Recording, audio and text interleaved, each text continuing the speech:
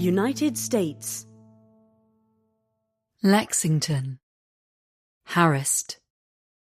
Kamala Harris makes Donald Trump look out of his depth. It should have been Donald Trump's moment to shine. 26 minutes into the former president's debate with Vice President Kamala Harris, a moderator asked her why the administration of President Joe Biden waited until 6 months before the election to act against illegal immigration.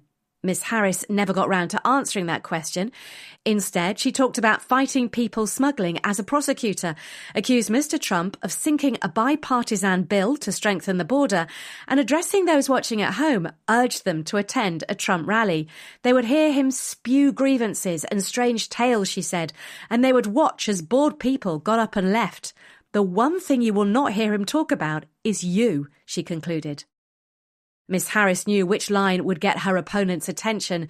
She said people start leaving, a glowering Mr. Trump blurted when he had a chance to speak. People don't go to her rallies. There's no reason to go. And the people that do go, she's bussing them in and paying them. He stumbled towards what should have been safe ground, illegal immigration, but chose to invoke a debunked tale about illegal immigrants eating the pets of the good citizens of Springfield, Ohio. Then he went back to insisting that people love his rallies. The vice president baited hook after hook for Mr. Trump over the course of 90 minutes, and each time he lunged for it.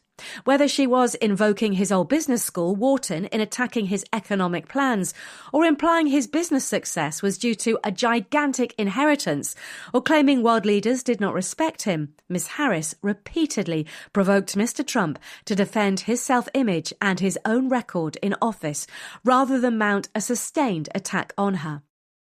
Call it catch and decrease, she made the former president look small and angry and out of his depth. For most of the debate, she made herself appear the challenger, while he became the beleaguered incumbent with a record to defend. Ms. Harris had weak moments of her own. She looked nervous and seemed shaky in her first answer, before an early question on abortion helped her find her stride.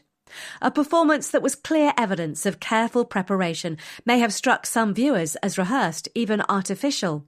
For all her powerful demonstrations of empathy for the pain and fear of some Americans, such as women denied abortions, she failed when asked about the deaths of 13 soldiers during the withdrawal from Afghanistan to express any sympathy for them or their families. Yet even then, her prosecutorial approach may have rescued her. She attacked Mr. Trump as having negotiated one of the weakest deals you can imagine and coddling the Taliban. Mr. Trump, his pride again pricked, this time over the artistry of his deal-making, of all vanities, began talking again about his own record.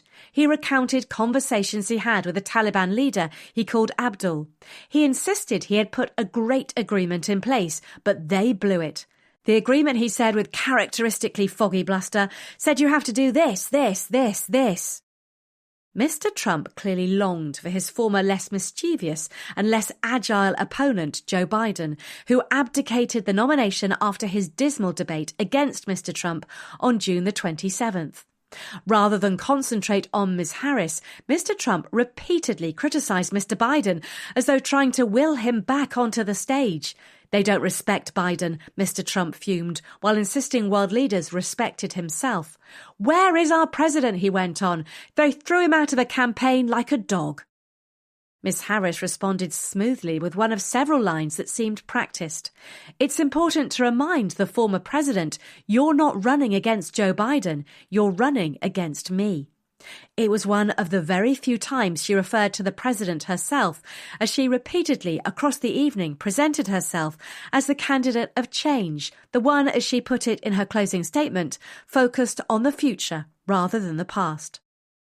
Supporters of Mr. Trump criticised the moderators, 2 journalists from ABC, for challenging Mr. Trump on some of his claims, though each time, as in the case of the pets of Springfield, Ohio, they had facts on their side. They also followed up more often with Mr. Trump when he evaded a question, as when he ducked answering whether he wanted Ukraine to win the war with Russia or whether he regretted anything he did on January the 6th, 2021, when his supporters attacked the Capitol. I had nothing to do with that other than they asked me to make a speech, Mr. Trump said. Pressed about whether he had developed the healthcare plan that he had long promised to replace Obamacare, he limply replied, "I have concepts of a plan. I'm not president right now." Ms. Harris, running with a rapidly assembled agenda, cited at several points proposals for enhanced child tax credits and assistance for new homeowners as part of her vision for an opportunity economy. It was thin stuff, but given the vagueness emanating from Mr. Trump, it may have passed for seriousness about policy. Instant polls suggested viewers judged Ms. Harris the victor.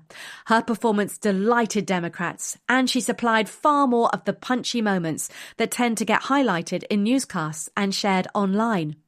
The Economist's forecast had the race in essence tied going into the debate, and its effect is impossible to predict. Ms. Harris surely did not convert any supporters of Mr. Trump.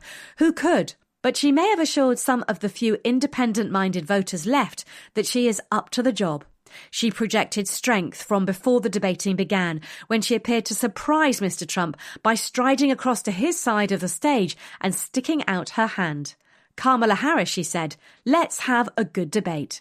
Mr. Trump told her to have fun. She did.